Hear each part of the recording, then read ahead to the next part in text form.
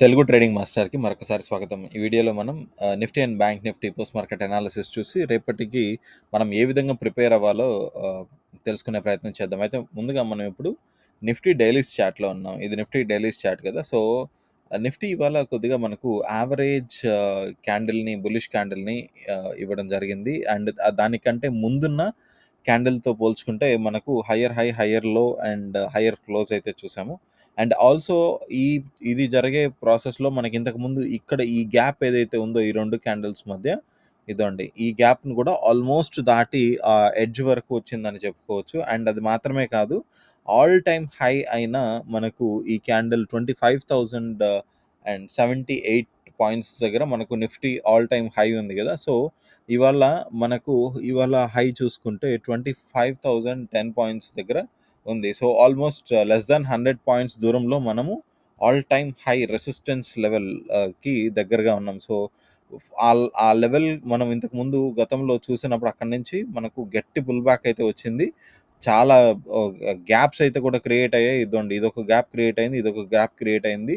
2 రోజుల్లో జరిగిన మూవ్‌మెంట్‌ని ఇదండి ఇది ఈ క్యాండిల్ 2 రోజులు ఆల్ టైమ్ హై క్రియేట్ అయిన తర్వాత ఈ 2 రోజుల్లో జరిగిన మూవ్‌మెంట్‌ని మళ్ళీ తిరిగి ఆ లెవెల్‌కి రావాలంటే మనకు ఇన్ని రోజులైతే పట్టిందనమాట. ఇక్కడి నుంచి ఇన్ని రోజులు పట్టింది. సో, ఇప్పుడు మనం దీన్ని బ్రేకౌట్ చేసి పైకి వెళ్తుందా?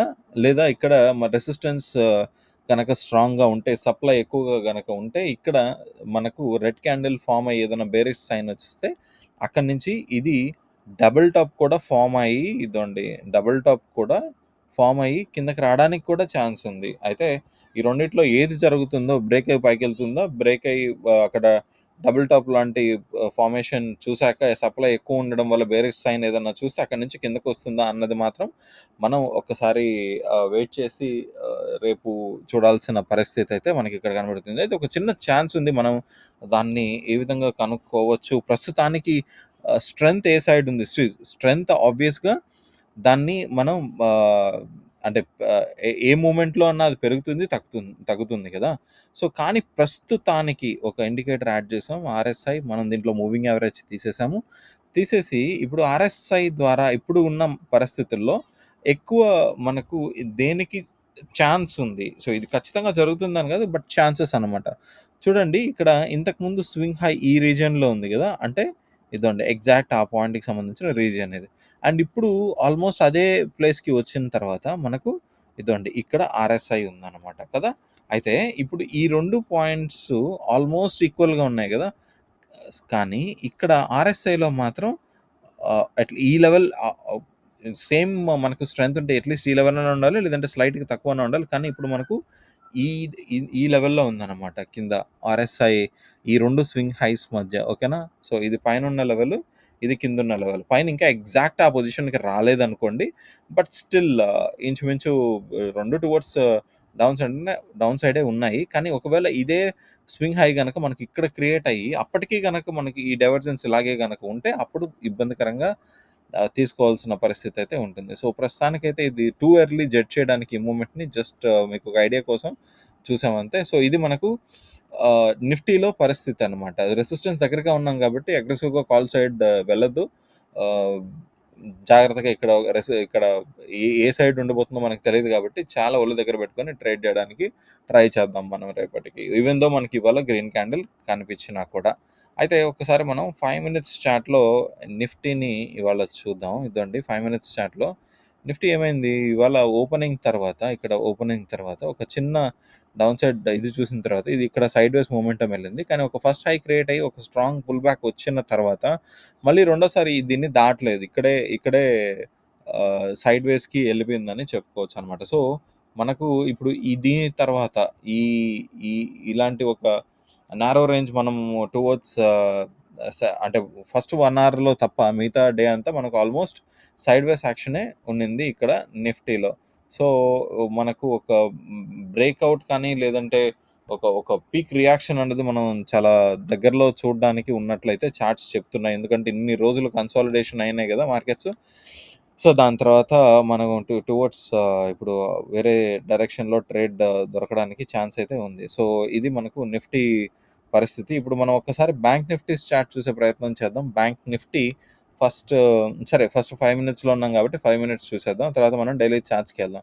సో, 5 మినిట్స్‌లో ఇక్కడ బ్యాంక్ నిఫ్టీలో కూడా సేమ్ అదే పరిస్థితి. మనకు ఇక్కడ ఓపెన్ అయిన తర్వాత ఒక స్ట్రాంగ్ పుల్ బ్యాక్ మనకి ఈ పాయింట్ నుంచి కరెక్షన్ చూసాము. దాని తర్వాత ఈ లో క్రియేట్ అయిన తర్వాత దీన్ని బ్రేక్ చేయలేదు. బట్ ఆల్మోస్ట్ టువర్డ్స్ క్లోజింగ్ సైడ్‌కొచ్చేసరికి మనకు ఈ లెవెల్‌ని దాటి మళ్ళీ టువర్డ్స్ డౌన్ సైడ్ మనకు బ్రేకౌట్ అయితే స్లైట్‌గా ఇవ్వడం జరిగింది. సో, ఇక్కడ నుంచి మళ్ళీ ప్రైస్ యాక్షన్ మనకు ఈ విధంగా ఫార్మ్ అయిందనమాట.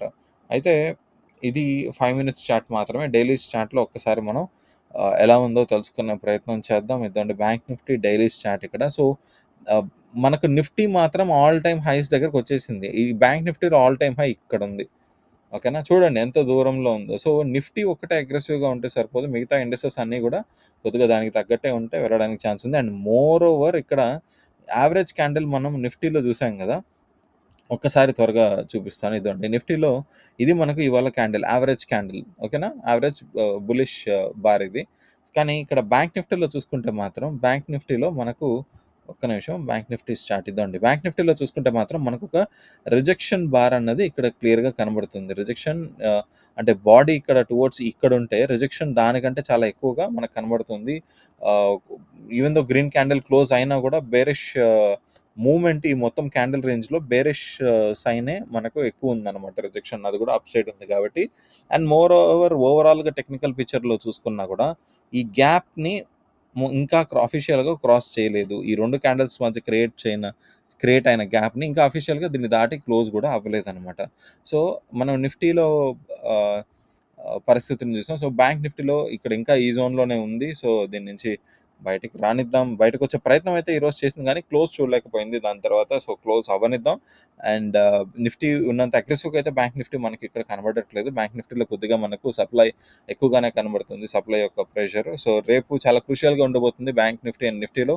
గుర్తుపెట్టుకోండి నిఫ్టీ రెసిస్టెన్స్ దగ్గర ఉంది. బ్యాంక్ నిఫ్టీ ఈ జోన్ దాటి ఈ జోన్ దగ్గర ఆల్రెడీ ఇవాళ రెసిస్టెన్స్ చూసి తక్కువ క్లోజ్ అయింది. సో, రేపు గనక మనకు బేరిష్ క్యాండిల్ ఫార్మ్ అయితే డెఫినిట్‌గా మనం ఒక డౌన్ సైడ్ మొమెంటం చూడడానికి ఛాన్స్ ఉంది. రేపు గనక బ్రేక్‌ఔట్ చూసినట్లయితే నిఫ్టీలో, బ్యాంక్ నిఫ్టీలో దానికి తగ్గట్టు మనకు ఈ జోన్ నుంచి గనక బయటకొస్తే మనం ఇంకా నెక్స్ట్ కొద్ది రోజులు మనం టువర్డ్స్ అప్ సైడ్‌కి ఉండొచ్చని మనకు మార్కెట్ ఇక్కడ చెప్తుందనమాట. సో, ఇవాల్టికి అంతేనండి. తిరిగి మళ్ళీ రేపటి వీడియోలో కలుద్దాం. అంతవరకు సెలవు. నమస్కారం.